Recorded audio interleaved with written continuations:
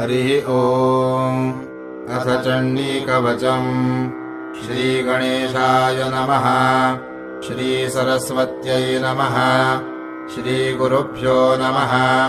श्रीकुलदेवतायै नमः। अविघ्नमस्तु। ॐ नारायणाय नमः। ॐ नराय नरोत्तमाय नमः। ॐ सरस्वतीदेव्यै नमः। ॐ वेदव्यासाय नमः। अस्य श्रीचण्डीकवचस्य ब्रह्मा ऋषिः अनुष्टुप्छन्दः चामुण्डा देवता अङ्गन्यासोक्तमातरो बीजम् दिग्बन्धदेवतास्तत्त्वम् श्रीजगदम्बा प्रीत्यर्थे जपे